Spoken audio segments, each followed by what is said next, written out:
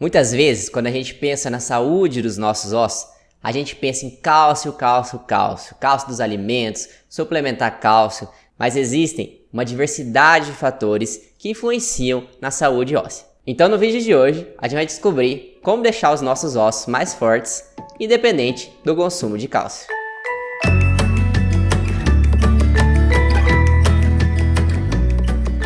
Oi pessoal, eu sou o nutricionista Leonardo. Aqui nesse canal eu falo sobre alimentação e nutrição 100% baseado em evidência científica. Então se você gostar desse vídeo, se você gostar da forma com que eu apresento as informações aqui, eu te convido para se inscrever aqui no meu canal. Clica ali no sininho e clica em todas, que daí você vai estar ativando as notificações e você vai receber aí um aviso quando eu publicar vídeo novo. Quando a gente fala de saúde óssea, a gente tem que pensar que existem mais de 20 nutrientes responsáveis aí pela mineralização óssea, pela nossa saúde do osso. Boa parte desses nutrientes a gente atinge facilmente na dieta, mas tem alguns desses que a gente tem que tomar um pouquinho mais de cuidado. Além disso, a gente também tem que pensar em como absorver mais cálcio e como excretar menos cálcio. Então é isso que a gente vai ver no vídeo de hoje. Eu queria começar mostrando esse gráfico aqui.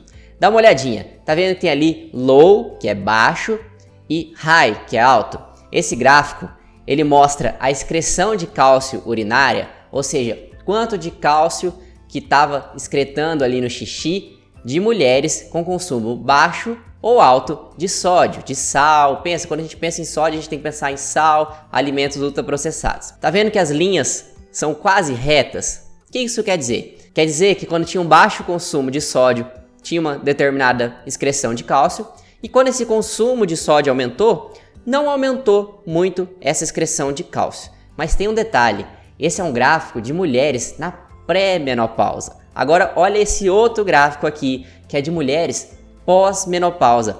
Olha como não é mais retinho agora. Agora o gráficozinho, as linhazinhas ficaram para cima. Quando tinha uma ingestão baixa de sódio, a eliminação de cálcio não era tão alta. Mas quando houve um excesso do consumo de sódio, também aumentou a excreção de cálcio. Então, o nosso corpo ele é muito inteligente. Quando a gente está na infância, na adolescência, existem mecanismos que o nosso corpo vai utilizar para absorver cálcio e para eliminar menos cálcio.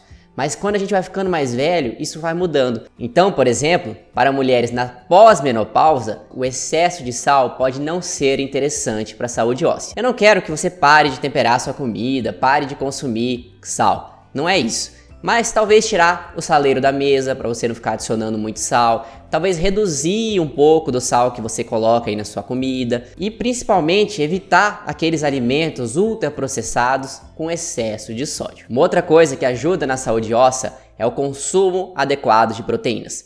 Por um bom tempo a gente acreditou que uma dieta rica em proteínas ela aumentava a excreção de cálcio. E de fato, ela aumenta um pouco a excreção de cálcio.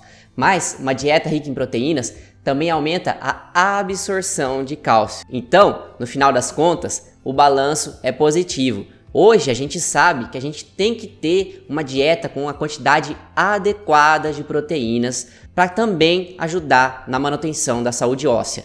Uma dieta pobre em proteínas pode prejudicar os nossos ossos.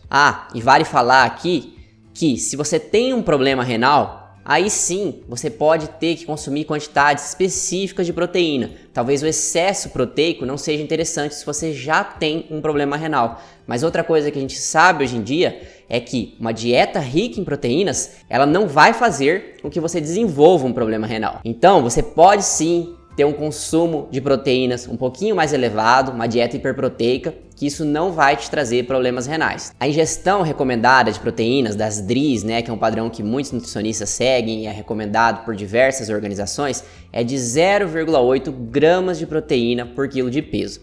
Mas hoje a gente sabe que talvez seja melhor ter uma dieta com entre 1,2 a 2 gramas de proteína por quilo de peso. Isso vai ajudar na saúde óssea, isso vai ajudar na manutenção da massa muscular, muito importante em mulheres pós-menopausa, por exemplo, para evitar a sarcopenia, para evitar a perda de massa muscular e também muito importante para quem está fazendo uma dieta para perda de peso. A adequação de proteínas, nesse caso, é extremamente importante. Um outro nutriente que é muito importante para a saúde óssea é o magnésio.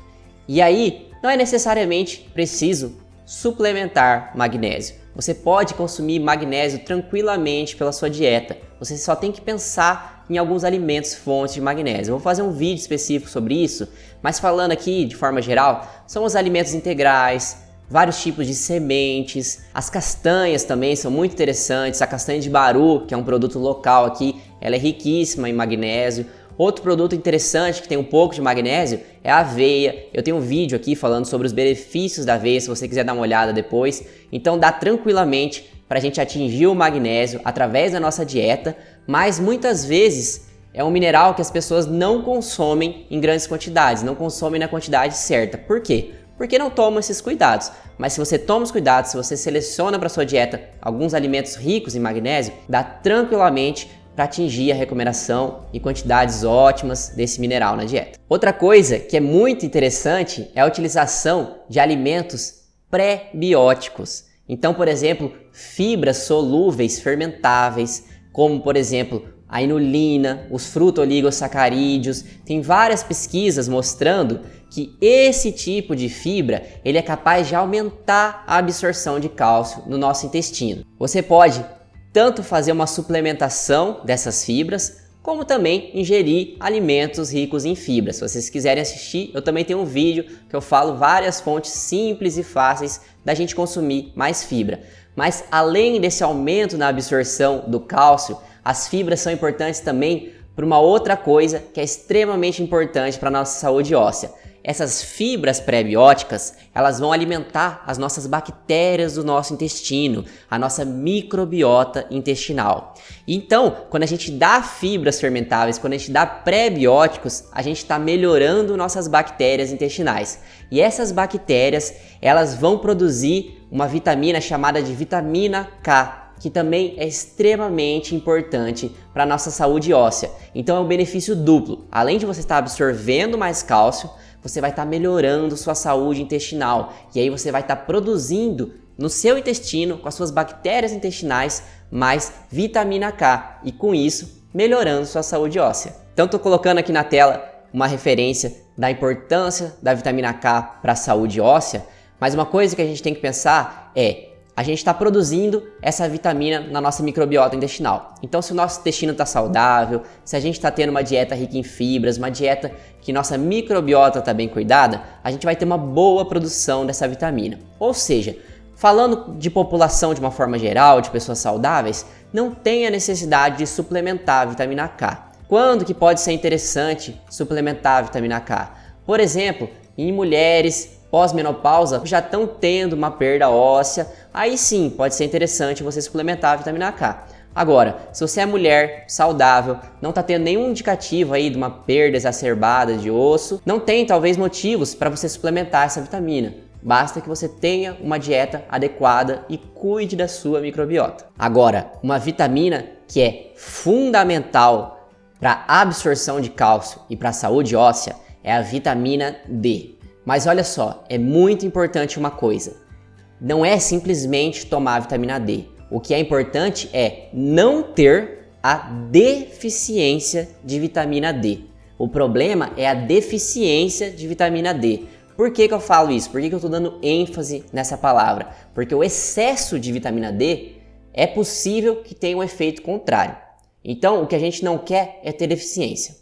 E é muito simples. O que você pode fazer você mesmo? Você não precisa ir no médico, você não precisa ir no nutricionista, você pode fazer por conta própria. Você liga num laboratório aí na sua cidade e você pede um exame de vitamina D, mas tem que ser a 25-hidroxivitamina D ou 25-OH vitamina D. Esse exame, ele custa entre 15 e 60 reais, mas geralmente ele vai custar ali uns 25, 30 reais. E é muito comum as pessoas terem o valor da vitamina D perto de 15, 19 nanogramas por ml. Esses são valores muito baixos que podem sim está prejudicando a absorção de cálcio. O laboratório ele vai trazer a deficiência de vitamina D como abaixo de 30 nanogramas. Mas hoje a gente sabe, através de vários estudos Isso varia um pouquinho, mas de uma forma geral, pensando em saúde óssea, a gente quer que a nossa vitamina D ela fique entre 40 nanogramas e 60 nanogramas.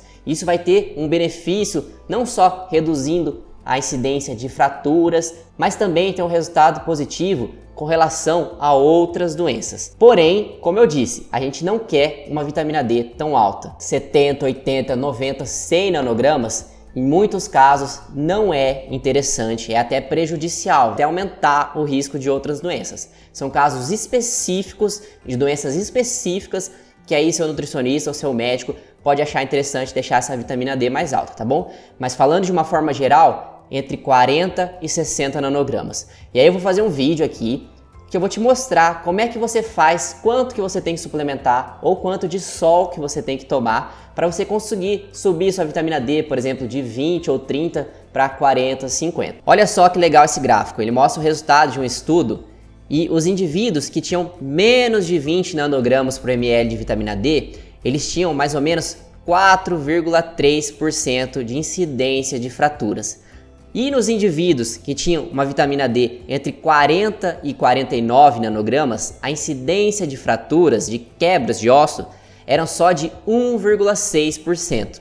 Ou seja, desses indivíduos abaixo de 20 para os indivíduos entre 40 e 49, houve uma redução de 63% no índice de fraturas. Então, aí mais um motivo mostrando que é muito importante não ter a deficiência de vitamina D. Outra coisa muito importante, que eu não vou entrar aqui nas especificidades, mas é o exercício físico. Exercício físico é fundamental para todo mundo, para quem é idoso principalmente, ajuda a preservar a massa muscular e também ajuda a preservar a massa óssea. Inclusive exercício resistido, né? Academia. Muitas pessoas têm medo de fazer academia, mas os estudos mostram que sim, a academia pode ser benéfica para a saúde óssea, para ter ossos mais fortes. Bom, por fim, falando aqui um pouquinho sobre alguns alimentos específicos, o café parece que realmente um pequeno consumo de café não vai ter uma grande influência, mas um excesso de café, estamos falando aí de 300 miligramas de cafeína, tem que tomar bastante xícara de café para atingir isso de cafeína, aí sim pode prejudicar um pouquinho o nosso status de cálcio, mas não vai ser um cafezinho ou outro ali por dia que vai causar algum problema. E outra coisa também muito falada é sobre o leite. De um lado, tem um monte de gente falando que o leite é importante para os ossos, de outro lado tem gente até falando que o leite causaria mais osteoporose. De fato, para pessoas adultas, as pesquisas são bem controversas. Eu explico isso direitinho no vídeo que eu falei sobre leite, te convido para ir lá. Tem o sumário lá, dá pra você clicar certinho, você vai direto para a parte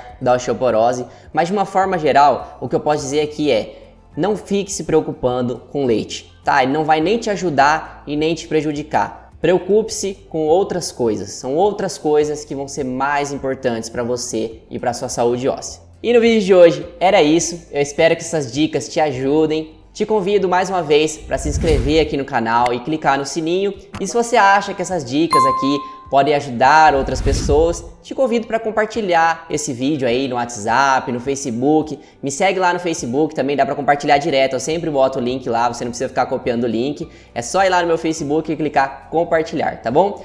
Vou ficando por aqui e até a próxima.